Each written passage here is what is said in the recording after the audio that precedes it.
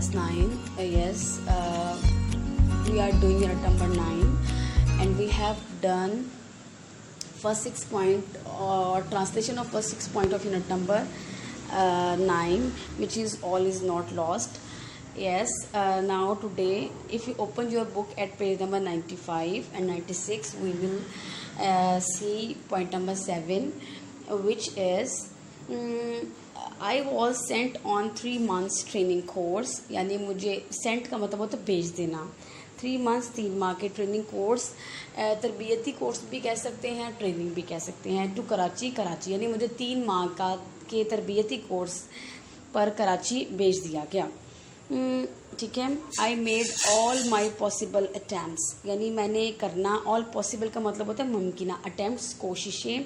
To leave my patient, के छोड़ के जाऊँ अपनी मरीज़ा को इन गुड हैंड्स, अच्छे हाथों में. यानी कि मैंने पूरी मुमकिन कोशिशें की कि अपनी मरीज़ा को अच्छे हाथों में छोड़कर जाऊं. आई रिटर्न का मतलब होता है वापस आना. आफ्टर 3 months 3 माह के बाद to see my patients bed, और ये देखा कि मेरे पेशेंट्स बेड का मतलब होता है मरीज़ा का बिस्तर, मरीज़ का बिस्तर. टेकन अप, कब्ज़ा कर लिया है, ले लिया गया है. बाय एन अदर, किसी और ने. यानी मैं 3 माह के बाद वापस लौटी और देखा कि मेरी मरीज़ा के बिस्तर पर किसी और का कब्ज़ा है. My feet frozen to the ground. Foot plural क्या हो जाएगा? फीट. ठीक है. और frozen to the ground it is an idiom, जिसका मतलब होता है ज़मीन पर गड़ जाना, जम जाना. यानी मेरे पाँव ज़मीन पर जम गए. I did not have the courage, यानी मेरे अंदर नहीं थी करेज, हिम्मत. टू आस्क, पूछने के लिए. व्हाट हैपेंड, कि क्या हुआ. मेरे अंदर ज़रूरत नहीं थी, हिम्मत नहीं थी ये पूछने के लिए कि क्या हुआ. एज आई स्टूड नियर, जैसे मैं खड़ी थी, नियर करीब, द बेड, बिस्तर के. विद सेवरल क्वेश्चंस, सेवरल मुतअद भी हो सकता है और यहाँ पर जो है कई भी हो सकता है. क्वेश्चन सवालात के साथ. पॉपिंग इन माइंड, जो मेरे जहन में आ रहे थे. I felt a gentle PAT, felt का मतलब होता है महसूस करना. Gentle PAT on my shoulder, यानी अपने कंधे पर. ठीक है. नरम जो है, मैंने थपकी महसूस की. पैट होता है थपकी. आई टर्न राउंड, मैं पीछे मुड़ी. अराउंड मुड़ना, टर्न पीछे. टू सी, ये देखने के लिए, देखा. अ यंग वुमन, एक नौजवान औरत या लड़की, औरत कह रही. स्माइलिंग एट मी, मेरी तरफ देखकर मुस्कुरा रही थी. यानी क्या है कि वापस मुड़कर देखा कि एक नौजवान औरत मेरी तरफ देखकर मुस्कुरा रही थी. ठीक है. Are you looking for your patient. Are you, क्या तुम. लुकिंग फॉर का मतलब सर्चिंग समवन, किसी को तलाश करना. ठीक है. तो क्या आएगा? Looking for my your patient, यानी अपनी मरीज़ा को तलाश कर रही हूँ. ठीक है. शी सेड, उसने कहा. And gave me a big हग, और मुझे दी. बिग हग का मतलब होता है यानी बगलगीर होना, गले से लगा लेना. ठीक है. यानी उसने ये कहा और मुझे गले से लगा लिया. Okay. Thank you for everything you did, हर उस चीज़ के लिए. फॉर एवरीथिंग, चीज़ के लिए, हर उस काम के लिए, चीज़ के लिए जो तुमने किया. आई नो, मैं जानती हूँ. यू डिडेंट अलाउ, आपने. डिडेंट अलाउ, इजाज़त नहीं दी उनको. टू मेक मी लीड, कि मैं गुजारूँ. लीड का मतलब होता है गुजारना. मेक कर, बनाना अपनी ज़िंदगी को. ठीक है. अ क्रिपल्ड लाइफ, क्रिपल्ड का मतलब होता है माजूरों वाली ज़िंदगी. यानी कि क्या होगा कि मुझे मालूम है कि आपने इन्हें इजाज़त ना दी कि मैं माजूर ज़िंदगी गुजारूँ. Clear. yes, class 9, there are 2 or 3 idioms in this paragraph which are very important for the sentences. ठीक है. for the sentence making. तो ये आपके सेंटेंस की शेप में जो है पेपर में आ सकते हैं. Like frozen to the ground और popping in my mind. Clear. These are the meanings also. You can take the meanings also from there. Yes. I stood still, मैं साकिन. stood still का मतलब होता है खड़े रहना. साकिन, still.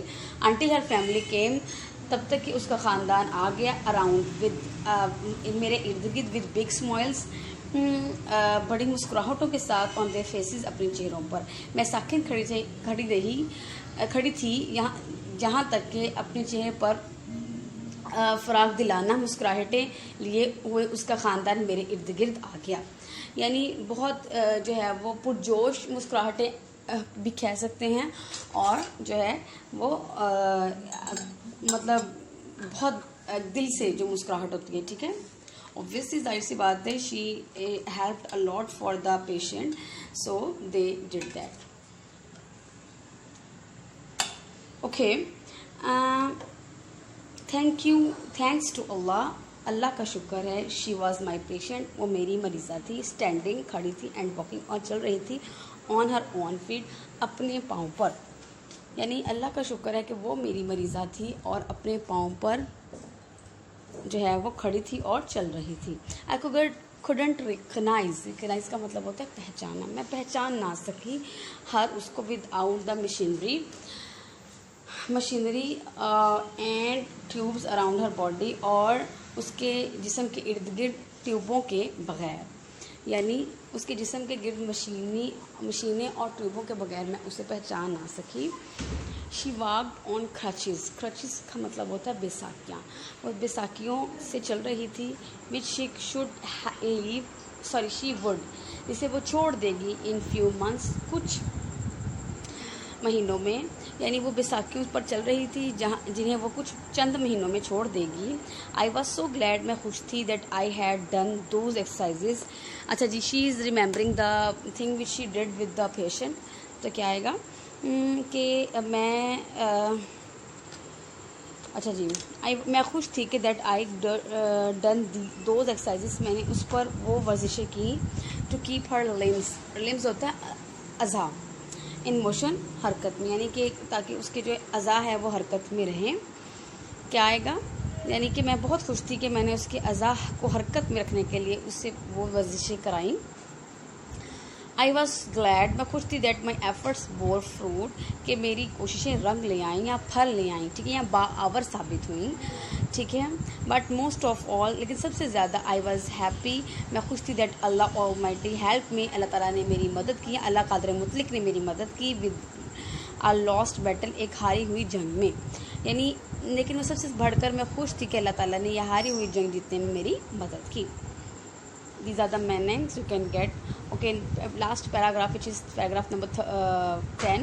She and her family, वो उसका ख़ानदान, had entered का मतलब होता है कायम कर लेना, दाखिल हो जाना, into a considerable का मतलब होता है काफ़ी अच्छा, बॉन्ड, बंधन, और फ्रेंडशिप, दोस्ती का, विद मी, मेरे साथ। वो उसके ख़ानदान ने मेरे साथ काफ़ी दोस्ताना बंधन कायम कर लिए थे। आई वॉज हम्बल्ड का मतलब होता है इनकसार, आजिज़, मुनकसिर भी लिख सकते हैं। By this sense of gratitude, sense होता है एहसास, ग्रैटिट्यूड का मतलब होता है शुक्रगुजारी का, तशक्कुर का, टुवर्ड्स मी, मेरी तरफ। मेरे लिए उनके एहसास तशक्कुर ने मुझे मुनकसिर मिजाज बना दिया था। यानी थोड़ा सा डिफ़िकल्ट है, तो आप क्या कैसे करेंगे मैं आपको बताती हूँ। आई वॉज हम्बल्ड, मैं आजिज़ थी, bye their sense of gratitude, उनके शुक्रगुजारी के एहसास के साथ, टुवर्ड्स मी, जो मेरी तरफ था। यानी मेरी तरफ उनका आजिज़ी का जो शुक्रगुजारी का एहसास है, उसने मुझे जो है वो आजिज़ बना दिया था, ठीक है। I felt a sense of renewed strength, renewed का मतलब होता है नई, स्ट्रेंथ, ताकत। मैंने अपने अंदर एक नई ताकत महसूस की। Where there is will there is way, जहाँ राह वहाँ चाह। ये आप लोग जो है, हमने बहुत सारी स्टोरीज़ जो हैं वो प्रीवियस पढ़ी होंगी इन प्रीवियस लेवल्स, ग्रेड्स, जैसे कि will God have those who have themselves, या इस तरह की। तो उसी में भी यही आता है, जैसे अगर हम थर्स्टी क्रो पढ़ते हैं तो उसमें आपने यही देखा होगा कि जब तक वो अपना मदद जो है वो क्रो नहीं कर रहा, तो अल्लाह ताला भी उसकी मदद नहीं कर रहा। तो इंसान को अपने लिए खुद जो है वो एफ़र्ट करेंगे तो अल्लाह ताला भी उसके साथ जो है वो उस एफ़र्ट में शामिल होगा।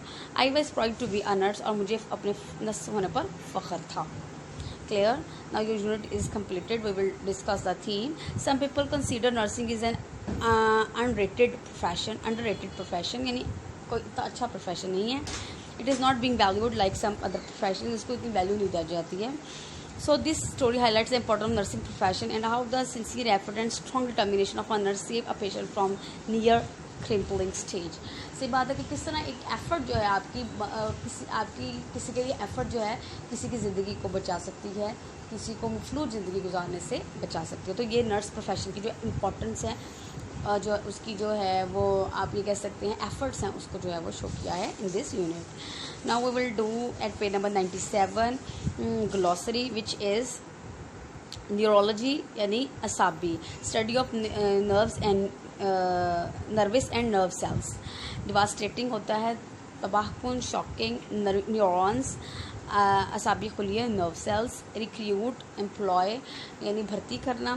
पॉपिंग इन, अपीयरिंग, ज़ाहिर होना। Crutches, support, gradually, slowly, miserable, very unhappy यानी बहुत ज़्यादा बेबसी की ज़िंदगी, नाखुश। There are the comprehensions and we will do inshallah afterwards. It's enough for today. Take care. Bye bye.